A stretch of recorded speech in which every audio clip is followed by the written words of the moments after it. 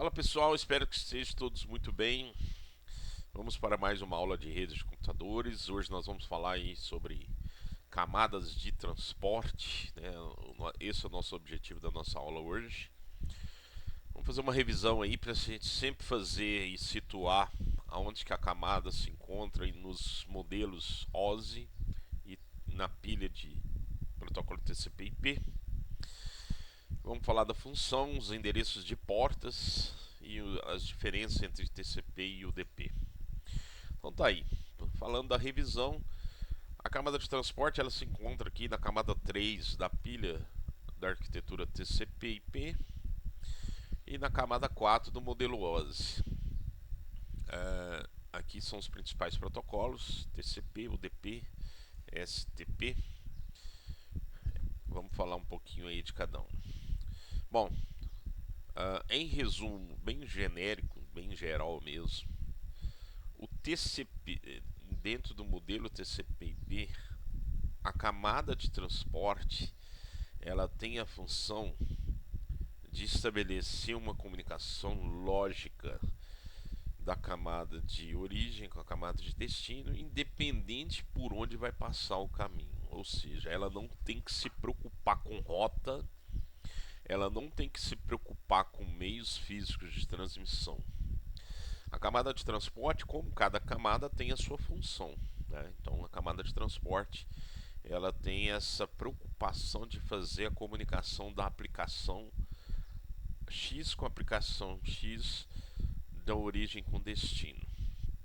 Esse é por isso que a gente chama de comunicação fim a fim entre processos e não entre hosts. Entre os processos e a camada de rede aí sim tem essa função. Então tá aqui, ó, permitir que os aplicativos em dispositivos se comuniquem. Então se eu tenho aqui um telefone IP, vou comunicar com IP e assim por diante. Qualquer tipo de aplicativo que tenham em qualquer dispositivo, esse aplicativo, os processos vão se comunicar com o aplicativo. Então se baseia muito nos conceitos de arquitetura cliente-servidor, né? Então se eu tenho aqui um navegador que eu abro o protocolo HTTP, ele vai comunicar com o protocolo HTTP. Existe uma porta de comunicação para que isso aconteça, ou seja, da aplicação para o transporte. Então tá aqui, ó, a camada de transporte, ele vai modelar dados entre aplicativos em dispositivos da rede. Então, o aplicativo X aqui quer mandar uma informação para o aplicativo X. Quem transporta esse aplicativo, quem é responsável por segmentar, por fazer todo o controle de tamanho, é a camada de transporte. Então a camada de transporte tem essa função. Essa é a principal função, né? Então aqui eu trago uma diferença para deixar claro, né? A camada de transporte é uma comunicação lógica entre processos que roda nos hospedeiros, né? Que rodam nos dispositivos lá, nos servidores, né? E aqui não, a de rede, ela fornece a comunicação lógica entre os hospedeiros. Então ele fornece a rota, fornece o caminho. Mas quem vai permitir essa comunicação lógica é a camada de transporte. Por isso que a camada de transporte, juntamente com a camada de rede, forma até o nome da pilha TCP/IP, porque eles têm os principais protocolos, né? O principal protocolo na camada de transporte é o TCP. O principal protocolo na camada de internet, né, na camada de rede, é o IP.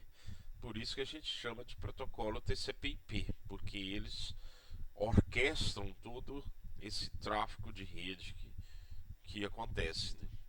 Então, para a gente frisar, ó, então as aplicações, independente de qual aplicação for, é, comunica-se com a camada de transporte por meio de uma porta, ok? E essa porta é a responsável, né, por estar entregando aqui para a camada de transporte organizar aí como que vai ser o transporte desses pacotes. ok? Então tá aqui um desenho que mostra essa questão da numeração da porta, né? Eu tenho aqui, por exemplo, um browse, né? Uma página web, um bate-papo, um correio. Então, diferentes tipos de aplicativos eles recebem, né, por meio desses protocolos de camada de aplicação.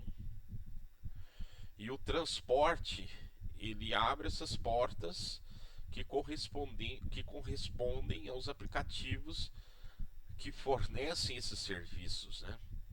Por isso que a gente fala que são serviços que estão disponíveis numa determinada aplicação pela porta X. Okay? Então, quem é responsável por isso? O protocolo de camada de transporte. Okay? Então, essas portas elas têm um significado importante dentro da camada de transporte. Né? Então, existe endereços de porta, tanto TCP como UDP, e no pacote ele vem, né, além daquelas do que nós já aprendemos, né, MAC address de origem, destino, IP de origem, destino, tem a porta também origem, destino, certo? Então, é, existe portas que são reservadas para serviços específicos, existe portas que são reservadas para aplicações que são contratadas, né? E existe portas que são utilizadas pelos clientes, né? Vamos dizer assim, por quem vai utilizar esses serviços. Então tá aqui ó, uma porta 3005, uma porta origem que vai acessar uma aplicação do tipo FTP. Então o cliente ele vai bater nessa porta e a porta FTP é a porta 21. Então o servidor vai atender por meio dessa porta para essa aplicação funcionar juntamente com essa. Ou seja, uma aplicação cliente numa aplicação servidor. Mesma coisa aqui, já que numa porta web eu saio para um IP e um MAC address, chego no servidor na porta 80 no IP e no MAC address. Ok? Então existe, né, essas formas de comunicação entre as camadas e quem permite isso são as portas por meio dos protocolos. Só para sedimentar essa parte, né, aqui eu fiz uma apanhada aqui, seu computador, cliente, o servidor e como que foi estabelecida a comunicação. Seu navegador quer conectar a um site www.exento.com. O sistema operacional no seu computador escolhe a porta origem, ou seja, ele vai pegar uma porta aleatória. A gente chama de porta efêmeras, né? Que são portas que ele vai pegar de maneira aleatória mesmo, ok? E não, quem faz isso, o sistema operacional já faz isso automaticamente por meio do protocolo, tá? O protocolo vai fazer isso, tá? Então vamos supor que ele pega 54321, seu IP é esse cara aqui. Aí o servidor onde está o site hospedado tem um IP tal, um IP público, né? Conforme a gente já viu. O servidor pode ser um Apache ou um Nginx, tem que ser configurado um serviço e esse serviço escuta, né, a porta de destino padrão do HTTP, que é 80. Aí se o seu computador envia o pacote para o servidor e aí manda uma carta de apresentação, fala, eu sou tal pessoa, quero acessar um site, né? Então ele vai pegar o IP na porta tal e o destino da porta tal. O servidor recebe o pacote, vê que é a porta 80, seu serviço web, e envia essa resposta para ele. Então é assim que funciona a comunicação entre as camadas. As portas elas são padronizadas, tá? Então existe um órgão que regulamenta isso, que é a IANA. Essas portas, elas existem portas bem conhecidas, né? Que são as portas reservadas para os serviços próprios, né, da internet, que são correio, tá aqui, ó, são a porta 80 HTTP, que é a parte de aplicação web, 443 para fazer tráfego criptografado, 25 para e-mail, 22 para conexão remota, 53 para DNS. Todas essas portas aqui são elos de ligação entre a camada de transporte com a camada de aplicação por meio de serviços que são oferecidos. Então, desse lado aqui são servidores, né, que estão oferecendo esses tipos de serviços. O cliente vem nessa porta por meio de portas efêmeras, né, que são portas não são reservadas, né, elas são dinâmicas, né, existe um range. Então essas portas aqui são reservadas para clientes, né, que são as famosas portas efêmeras, e ele sai por essas portas para atingir a essas portas de servidor. Existem algumas portas que a gente chama de portas registradas, que são empresas, né, que registram essas portas para poder utilizar para alguns tipos de serviço. Então aqui tem o banco de dados. Quando você vê um pouco as portas um pouco mais altas, são portas que foram utilizadas aí por uma empresa que falou que aquela porta vai atender um determinado serviço.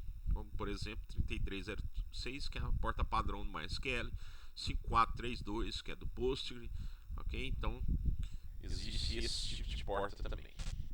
Aqui tem um resumo, tá, das portas. 0 a 1023 são as conhecidas, aqui são as registradas por empresas e aqui as que são utilizadas pelos clientes, né? Aí eu fiz uma diferença entre o TCP e o UDP, ok? Aqui as portas TCP registradas, o Message registrou, o Cisco para VoIP, aí tem a alternativa de HTTP, e aqui tem do lado as conhecidas, né? FTP, Telnet, STTP, HTTP, IMAP, IRC, né? E o HTTPS. Do lado de cá, o DP, que são as registradas aqui para tráfego de TFTP, para transmissão de arquivos, para VoIP, muito usado para VoIP, né? Conexão UDP. Bom, aqui TCP e UDP, independente do protocolo. Aqui é SQL Server, né, da Microsoft. O DNS, esse aqui é o pacote para fazer gerenciamento de rede, enfim. Bom, quando a camada de transporte organiza, como que a camada de transporte organiza esses pacotes, né? Eles são segmentados para quê? Para permitir a multiplexação. O que é a multiplexação? Vamos supor que eu tenho uma mensagem, eu tenho aqui um VoIP, eu tenho uma transmissão de vídeo, eu quero mandar. Então, observem que pelas cores aqui que são fragmentados, são segmentados esses dados. Porque imagine se eu tivesse uma transmissão de dados e esses dados não fossem segmentados. Eu ia ocupar a banda inteira da rede enquanto eu não terminasse uma transmissão de um vídeo, por exemplo, sei lá, de 10 GB. Então eu ia travar totalmente a rede. Então quem faz isso é a camada de transporte, ela faz essa segmentação para que você possa ter várias comunicações sendo feitas com várias aplicações ao mesmo tempo, né? Então é feita essa segmentação, e aí de um lado faz a multiplexação e do outro lado faz a desmultiplexação, tá? Então organiza de um lado para enviar e organiza do outro lado para receber, né? Então existe controles que são inseridos nos cabeçalhos para que isso possa acontecer de maneira eficiente. Ok? Vamos falar agora de protocolos.